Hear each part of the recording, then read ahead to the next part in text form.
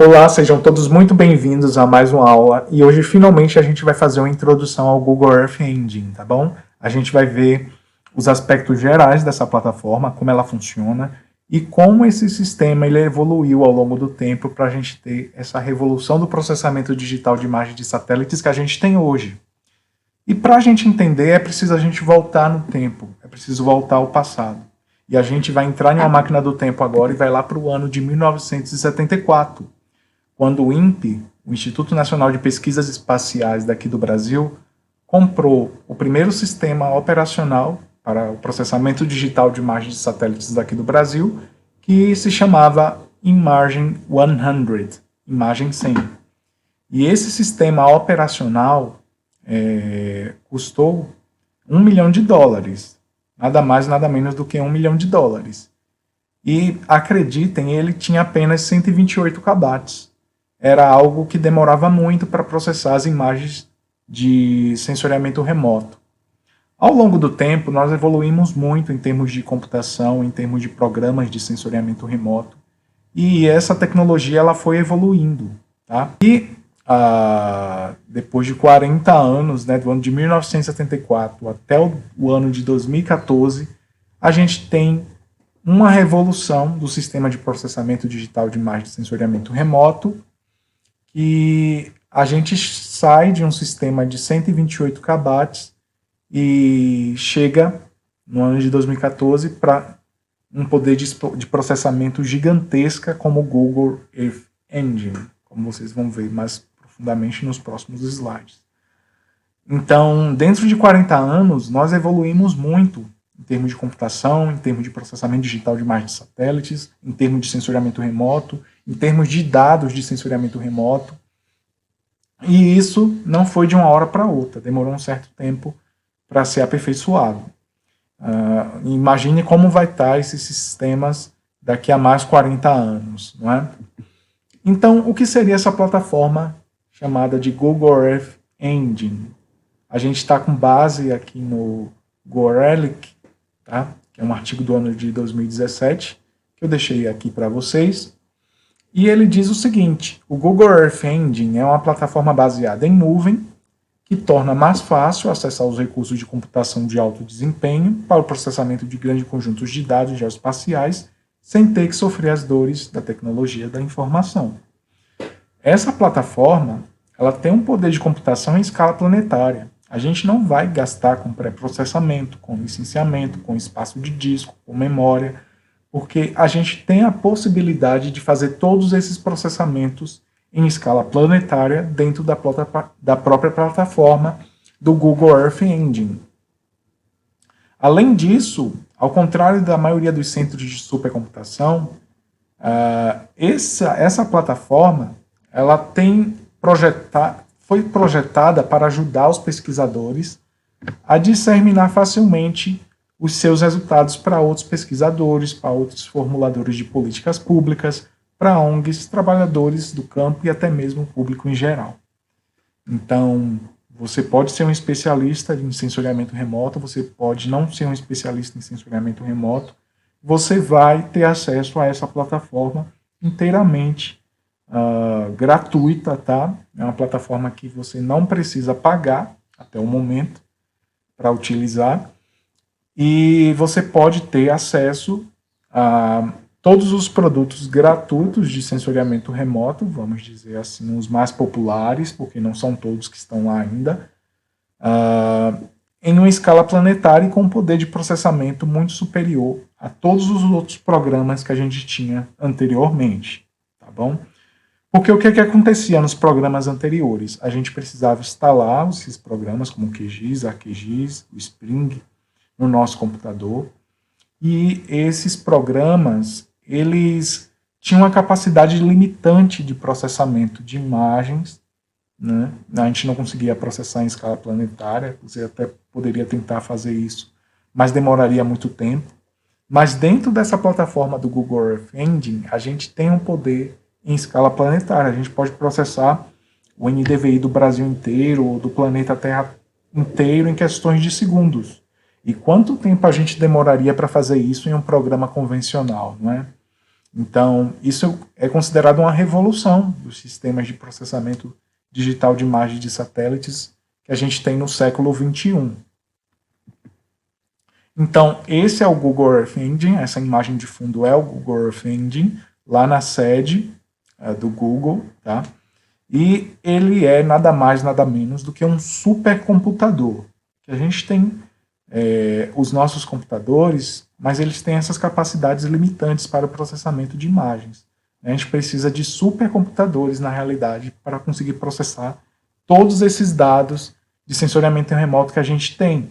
Os computadores convencionais, eles processam, eles fazem muito bem, mas eles não fazem na mesma velocidade, na mesma capacidade que tem os supercomputadores, como esse do Google Earth Engine, tá?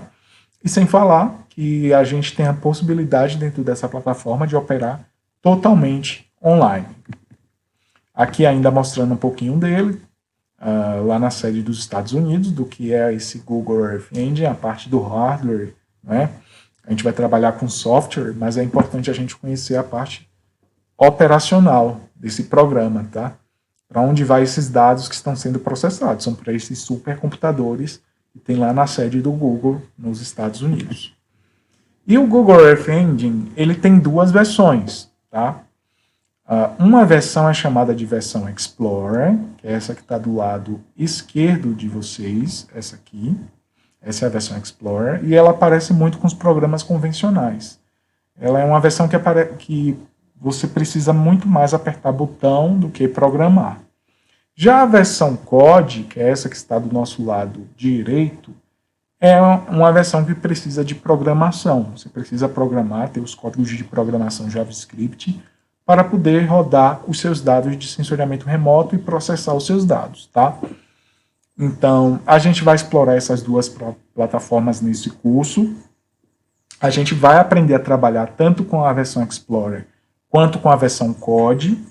Vai explorar os recursos que ela tem e as potencialidades que tem, tá? E vocês vão ver o poder de computação que tem essa plataforma. A gente vai ainda se aprofundar muito bem em cada uma das versões, tá? Eu só estou apresentando elas duas aqui. E a gente vai ensinar também vocês a fazerem um cadastro na plataforma. Antes de utilizar essa plataforma, é necessário que vocês façam um cadastro lá no site do Google Earth Engine.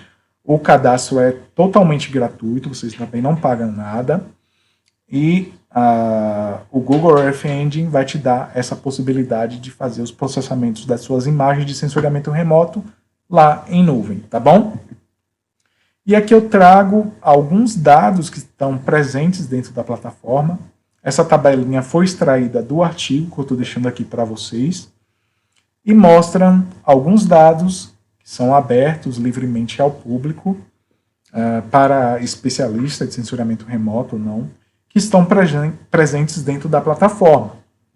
Por exemplo, a coleção Landsat está lá dentro da plataforma, tá? Aqui a gente tem os dados, tá? Os datasets.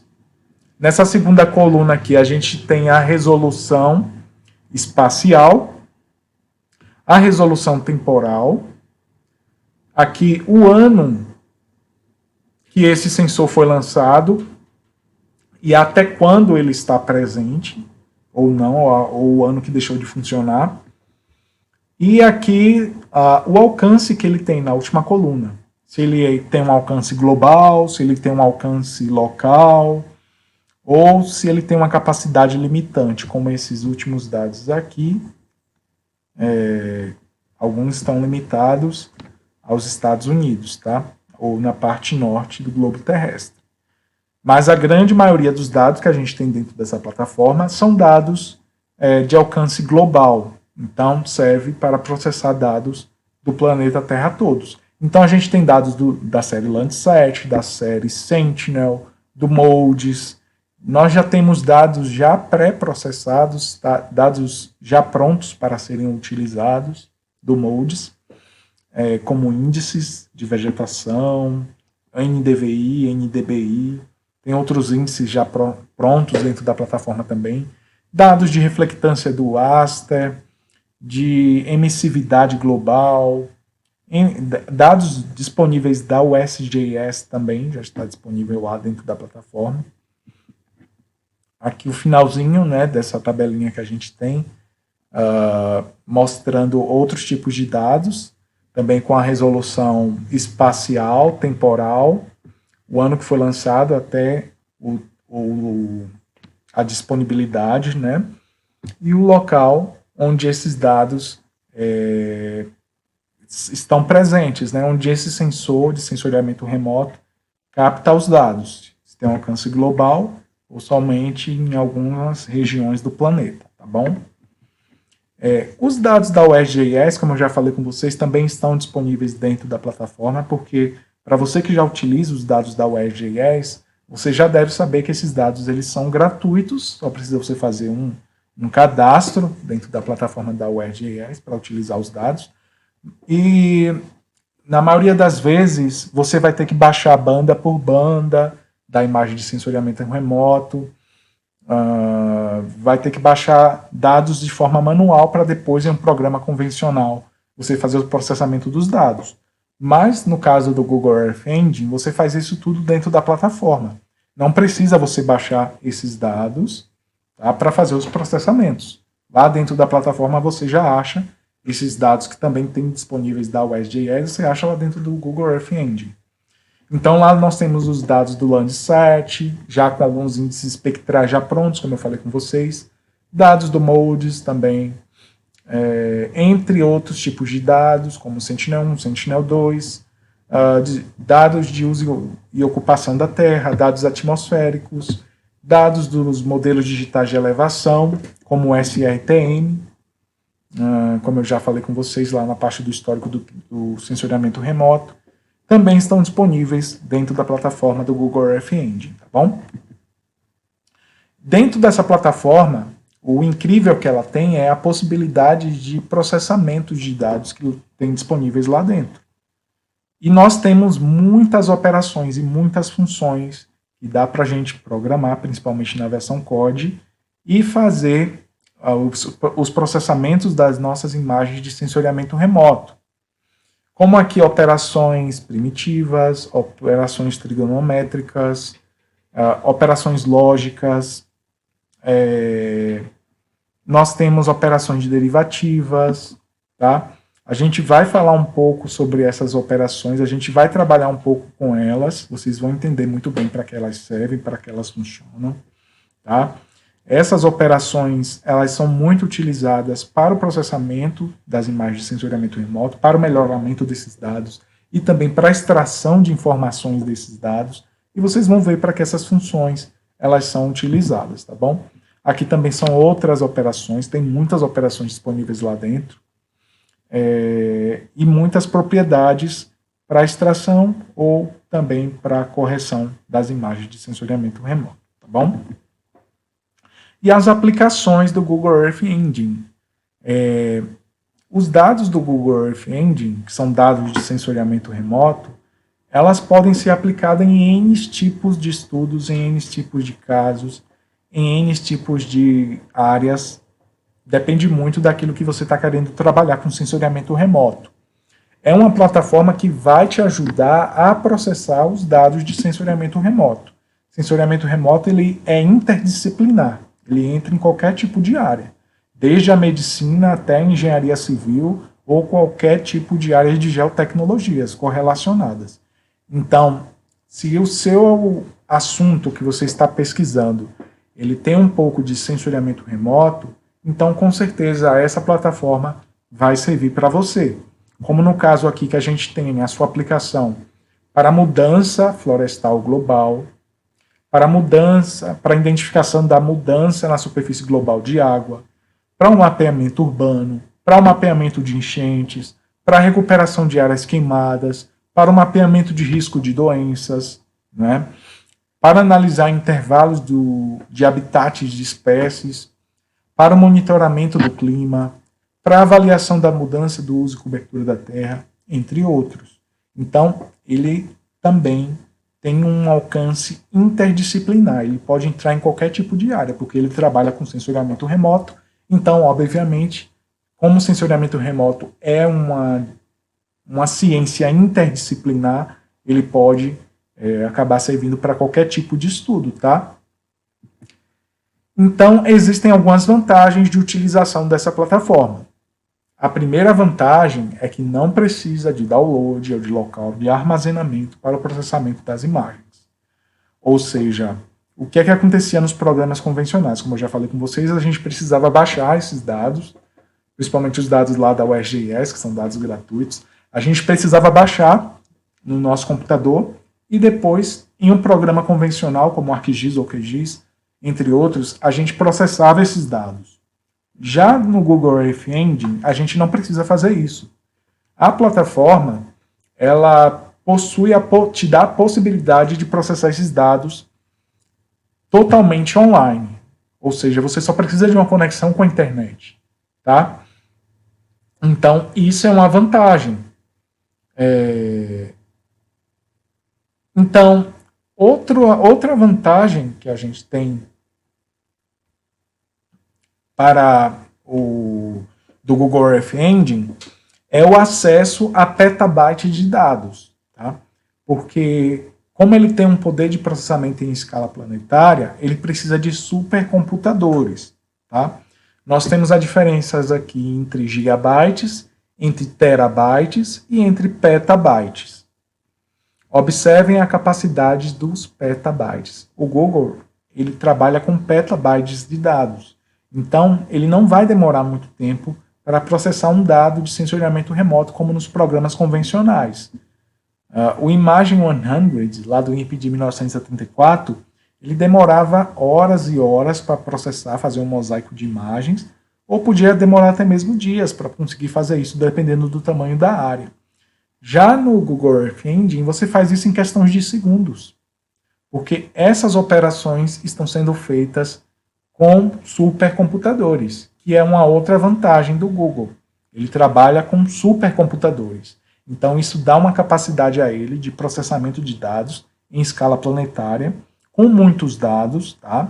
A gente pode pegar muitas e muitas imagens de sensoriamento remoto e processar todas de vez, em comparação com os programas convencionais, que a gente tinha que baixar imagem por imagem, para depois fazer um mosaico, para depois poder processar esses dados, e isso demorava muito.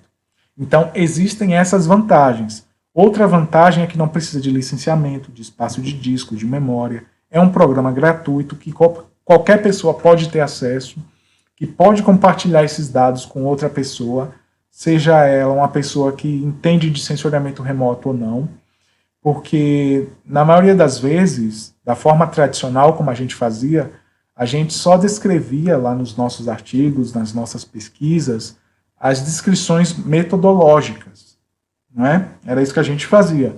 E com o Google Earth Engine, a gente pode compartilhar esse programa que a gente fez.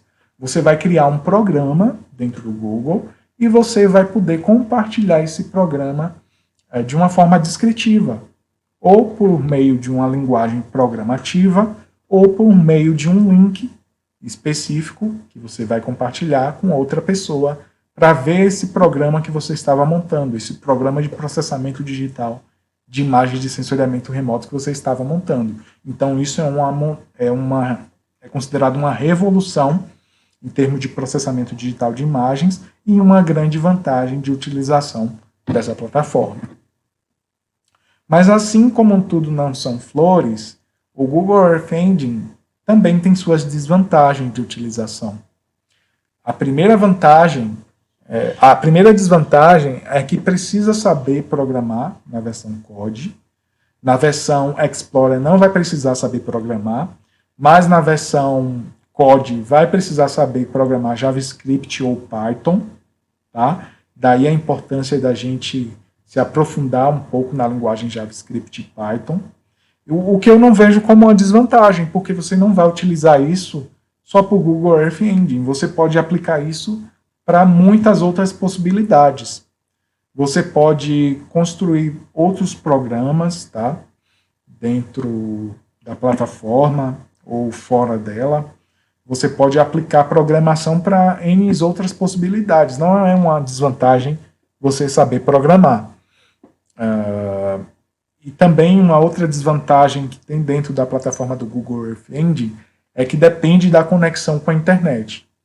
Tá? Não é como os programas convencionais, que nos programas convencionais a gente não precisava de conexão com a internet, na maioria dos casos, para fazer os processamentos digitais dos dados. A gente operava de forma offline nos programas convencionais. A gente instalava no computador e fazia todo o processamento, na maioria das vezes sem a necessidade de ter uma conexão com a internet. Já com o Google Earth Engine, a gente vai necessitar de uma conexão boa com a internet para poder fazer esse processamento digital dos dados. Uma outra desvantagem que tem é que o foco principal é na imagem de base raster. Ele não trabalha muito bem com arquivos vetoriais. Tá? Vocês viram nas aulas anteriores as diferenças entre arquivos vetoriais e arquivos rasters. Os arquivos vetoriais são muito úteis para a gente, mas é algo que ainda está sendo melhorado dentro da plataforma e pode ser que mais para frente eles melhorem um pouco mais. Mas o foco principal do nosso Google Earth Engine é na imagem de base raster. E uma outra desvantagem que existem dentro dessa plataforma é que ela é uma plataforma gratuita, mas que a gente não sabe até quando. Até quando o Google vai ser gratuito? Vai continuar sendo gratuito? Será que eles vão deixar permanecer isso por muito tempo? Ou será que eles vão futuramente retirar, limitar a capacidade de acesso? A gente não sabe. É uma questão a ser pensada para a gente também não ficar muito dependente dessa plataforma. Se bem que outras plataformas de processamento digital de imagens de satélite já estão surgindo, como as plataformas da NASA e também da Amazon. Tá? Eu vou deixar aqui para vocês essas duas plataformas. Uma é paga, tá? Que é da Amazon, que já está se especializando também nesse campo de processamento digital de imagens de satélites em plataforma de computação em nuvem. E outras plataformas podem começar a surgir também. Mas é importante que você entenda, né, que a gente entenda que a gente também não pode ficar preso somente a uma plataforma, dependente totalmente de uma plataforma. De uma hora para outra, eles podem cobrar. A gente não sabe, pode ser que sim, pode ser que não. Mas é uma questão de desvantagem, né? A gente não saber até quando pode continuar gratuito ou não. E isso aqui foi uma pesquisa que eu estava fazendo na Scopus, tá? Sobre as pesquisas envolvendo o Google Earth Engine na atualidade. No nosso lado esquerdo aqui a gente vê as áreas de conhecimento que estão utilizando essa plataforma para a investigação científica.